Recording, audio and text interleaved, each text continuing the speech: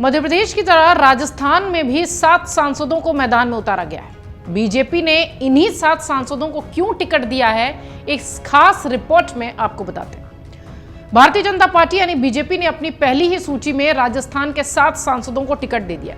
इनके जरिए जातिगत वोट बैंक साधने के लिए इनके आसपास की सीटों पर प्रभाव के लिहाज से ही इन्हें मैदान में उतारा गया है। आपको बता दें कि पार्टी ने यह दाव खेलते हुए पूर्व प्रत्याशी तथा मौजूदा विधायकों के प्रति जनता और कार्यकर्ताओं के उपजे असंतोष को भी थामने का प्रयास किया।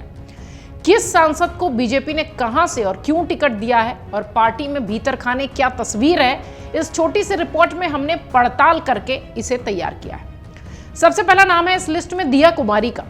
सांसद दिया कुमारी को राजधानी की विद्याधर नगर सीट से उम्मीदवार बनाया गया है। यहां वर्तमान में बीजेपी के नरपत सिंह राजवी विधायक हैं, जो लगातार यहां से जीतते आए हैं। इस बार राजवी के साथ उनके बेटे अभिमन्यु सिंह राजवी ने भी इस सीट के लिए दावेदारी ठोकी थी।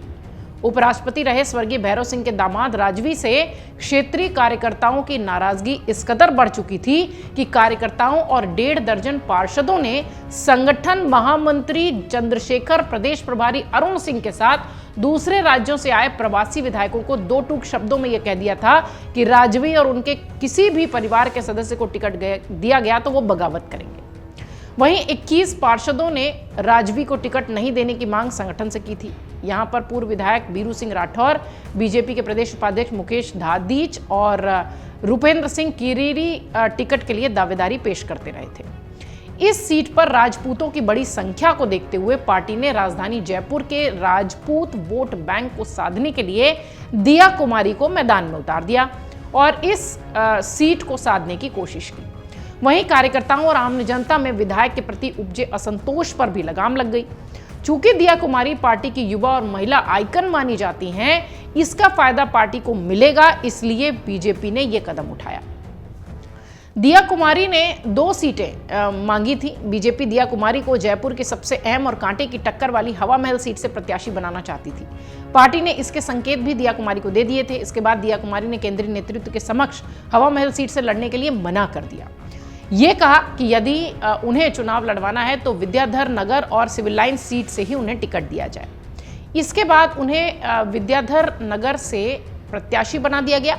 उनके प्रत्याशी बनाने के बाद विद्याधर नगर में राजवी से नाराज कार्यकर्ताओं में खुशी की लहर दौड़ गई।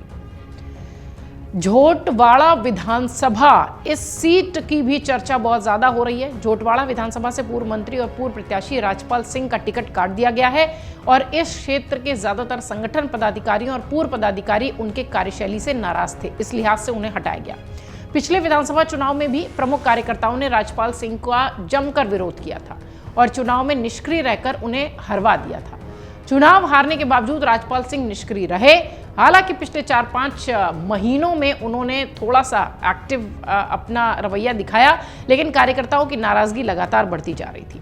स्थानीय पदाधिकारियों और राष्ट्रीय स्वयंसेवक संघ के स्थानीय पदाधिकारियों ने संगठन महामंत्री चंद्रशेखर और आरएसएस के क्षेत्रीय प्रचारक निम्बाराम से कह दिया कि इस चुनाव में राजपाल को रिपीट किया तो वो आसू सिंह सुरपुरा को निर्दलीय रूप में ही चुनाव लड़वा देंगे। चूंकि राजपाल सिंह वसुंधरा राजे खेमे के नेता माने जाते हैं।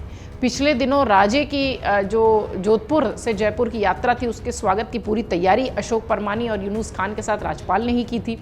राजपाल सिंह ने बीजेपी के युवा मोर्चा के विरोध प्रदर्शन में शामिल होने के बजाय सालासर में वसुंधरा राजे के जन्मदिन के कार्यक्रम में शामिल होकर एक संदेश देने की कोशिश की थी कि वो संगठन के आगे वसुंधरा राजे को चुन रहे हैं। ये संदेश केंद्रीय नेतृत्व तक भी पहुंचा था। इसके बाद केंद्रीय नेतृत्व के सर्वे में भी ये बात सामने आ गई कि यदि राज्यपाल को उम्मीदवार बनाया जाता है तो हार सुनिश्चित है। इस सीट से पूर्व उपराष्ट्रपति रहे भैरव सिंह शेखावत के भतीजे राजेंद्र सिंह शेखावत और आरएसएस के क्षेत्रीय पदाधिकारी के करीबी रहे प्रताप भानु शेखावत और पूर्व प्रचारक रहे धनंजय सिंह निर्दलीय चुनाव लड़ चुके हैं। आसू सिंह सुरपुरा और प्रेम सिंह बनवासा टिकट की दावेदारी करते रहे हैं। राजेंद्र सिंह शेखावत और धनंजय और बनवासा की क्षेत्र में जो उनकी पकड़ है वो इतनी मजबूत दिखाई नहीं पड़ती। वहीं आसू सिंह की बात करें तो उनकी कार्यशैली को लेकर संगठन में ऊहापोह की स्थिति थी। चूंकि ये राजपूत सीट रही है, इसलिए राजपूत भी सध जाएं, इस लिहाज से आम जनता की नाराजगी दूर हो जाए, इसे देखते हुए इस क्षेत्र के सांसद राज्यवर्धन सिंह को विधानसभा का प्रत्याशी बना दिया गया। दो नाम बड़े जिनकी चर्चा हो गई और हमने बताया कि आखिर क्यों उनकी आवश्यकता पड़ी पार्टी को, दिया कुमारी और राज्यवर्धन सिंह राठौर। बीजेपी के केंद्रीय नेतृत्व ने राज्यवर्धन सिंह की विधानसभा चुनाव में उतारने की तैयारी पहले ही कर ली थी। ये माना जा रहा था कि उन्हें कोटपुतली से उतारा जाएगा। इस बारे में राज्यवर्धन सिंह से भी बातचीत की जा चुकी थी, लेकिन उन्होंने हामी नहीं भरी थी। ये कह दिया था कि जो संगठन कहेगा हम उसका पालन करेंगे। जब पार्टी के सर्वे में ये सामने आया कि जोटवाड़ा में दमदार उम्मीदवार नहीं उतारा गया तो राजधानी की ये सीट कांग्रेस के खाते में जा सकती है। चूंकि राज्यवर्धन ने ग्रामीण इलाकों में खेल प्रतिस्पर्धाएं कराई हैं, पूरे समय वहां एक्टिव रहे हैं, ये देखते हुए जोटवाड़ा सीट से उन्हें प्रत्याशी बना दिया गया। दो नाम हो गए। अब तीसरे नाम की ओर बढ़ते हैं और तीसरी सीट का जिक्र करते हैं। मंडावा विधानसभा सीट। शेखावटी क्षेत्र में कांग्रेस का दबदबा कायम है। इस क्षेत्र में जाटों का अहम रोल चुनाव में अहम होता है। पिछले चुनाव में भी बीजेपी को इस क्षेत्र की 21 में से केवल 3 सीटों पर संतोष करना पड़ा था। यहां सीकर, झुंझुनू और चूरू जिले में मजबूत जाट नेता की बीजेपी को जरूरत थी, जो आसपास की सीटों पर भी प्रभाव डाल सके। इसलिए बीजेपी ने मंडावा से सांसद नरेंद्र कुमार को मैदान में उतारा। बीजेपी संगठन के सर्वे में यह सामने आ गया कि यहां सांसद नरेंद्र कुमार के अलावा कोई दूसरा स्थानीय कार्यकर्ता ऐसा नहीं है जो कांग्रेस को मात दे सके। इसलिए बीजेपी ने यहां नरेंद्र को चुनाव मैदान में उतार दिया। प्रधानमंत्री नरेंद्र मोदी खुद शेखावटी में कई सारी सभाएं करने गए थे। यहां किसानों की कर्ज माफी का मुद्दा भी उन्होंने उठाया था।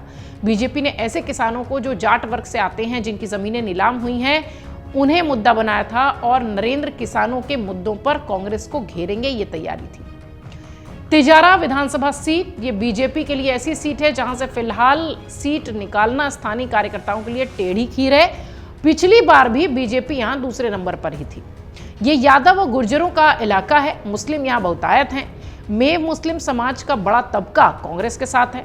वहीं आसपास के मेवात क्षेत्रों में कांग्रेस एससी और मुस्लिम के गठजोड़ से यहां जीतती आई है।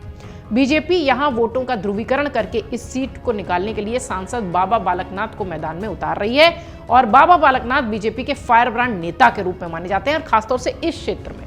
हाल ही में उन्होंने रथ यात्रा पर पथराव करने वाले युवकों को हिरासत में रखने के लिए पुलिस अधिकारियों को जिस तरीके से धमकाया था, उससे उनके चर्चे क्षेत्र में खूब हुए थे। बीजेपी में यह भी चर्चा है कि बीजेपी उन्हें यूपी में योगी की तरह चुनाव जीतने के लिए सीएम पद पर प्रोजेक्ट भी कर सकती है। इसके चलते आसपास की सीटें भी प्रभावित होंगी। अब अगली सीट सवाई माधोपुर और अगला नाम क्या है वो आपको बताते हैं। सवाई माधोपुर गुर्जर मीणा बाहुल्य इलाका है। इस क्षेत्र में किरोड़ीमल मीणा का खासा प्रभाव है। बीजेपी सूत्रों के अनुसार बीजेपी का केंद्रीय नेतृत्व मीणाओं को साधने के लिहाज से पहले ही जुटा हुआ था और इसमें अहम भूमिका सांसद किरोड़ीमल मीणा ही निभा रहे थे। बीजेपी के सर्वे में किरोड़ी के इस इलाके में दबदबे की बात सामने आई। हालांकि उन्होंने केंद्रीय नेतृत्व में लालासोट, महुआ और बावनबास, सपोटरा आदि ये जो आसपास की जो सीटें थी, इनसे चुनाव लड़ने की इच्छा जताई थी, लेकिन केंद्रीय नेतृत्व ने उन्हें सवाई माधोपुर से टिकट देकर मैदान में इसलिए उतार दिया जिससे वहां की आसपास की सीटों पर उनका प्रभाव अच्छा पड़ सके। अगली सीट है किशनगढ़ की विधानसभा सीट, जो कि हमेशा से चर्चा का विषय रही है। भाजपा ने सांसद किशनगढ़ से भागीरथ चौधरी को उम्मीदवार बनाया है। वे अगर उनको देखा जाए तो वो पहले ही किशनगढ़ से विधायक रह चुके हैं। यहाँ पिछली बार वसुंधरा राजे खेमे के माने जाने वाले विकास को पार्टी ने टिकट दिया था। क्योंकि संगठन के सर्वे में ये बात सामने आई थी कि खेमे में विशेष उनका दबदबा है, उसे तोड़ना है, इसलिए सांसद भागीरथ को यहाँ से मैदान में उतारा गया है। वो मजबूत उम्मीदवार हैं। बताया ये जा रहा है कि उनका फायदा आसपास की सीटों पर भी मिलने की उम्मीद है। अगली सीट है सांचौर विधानसभा सीट। सांचौर में वर्तमान हालात, पार्टी के अंदर गुटबाजी की परेशानी, ये सबसे जूझता हुआ दिखाई दे रहा है। कई दमदार दावेदार यहां से टिकट मांग रहे हैं और हालात कुछ ऐसे हैं कि यहां वर्तमान में जैसे भी कुछ वीडियोस वायरल हुए जिसे लेकर पार्टी में खासा बवाल मचा। यहां स्थानीय दावेदारों की खींचतान को रोकने के लिए, सीट निकालने के लिए सांसद देवजी पटेल को मैदान में उतारा गया है। उनका क्षेत्र में खासा दबदबा है, ऐसा माना जा रहा है, जिसका फायदा शायद पार्टी ले पाए। पहली सूची में जितने प्रत्याशियों की घोषणा हुई है उनमें से सबसे ज्यादा राजेंद्र राठौर खेमे के बताए जा रहे हैं। बीजेपी पदाधिकारियों और नेताओं के अनुसार गंगानगर में उम्मीदवार जयदीप बिहाड़ी, सुजानगढ़ से संतोष मेघवाल, झुंझुनू से बबलू चौधरी, नवलगढ़ के विक्रम जाखल, इसके अलावा राजेंद्र राठौर के करीबी ये सब हैं। और जाखल और बबलू चौधरी ने पिछला विधानसभा चुनाव निर्दलीय लड़ा था। ये वो सीटें हैं जो कि सांसदों को उतारकर बीजेपी ने एक बड़ा दाव खेलने की कोशिश की है। मध्य प्रदेश की तरह राजस्थान में भी इसे दोहराने का प्रयास किया है। ये सारे एक्सपेरिमेंट कितने सफल होंगे ये पता चलेगा 3 दिसंबर को, क्योंकि 3 दिसंबर है परिणाम की तारीख।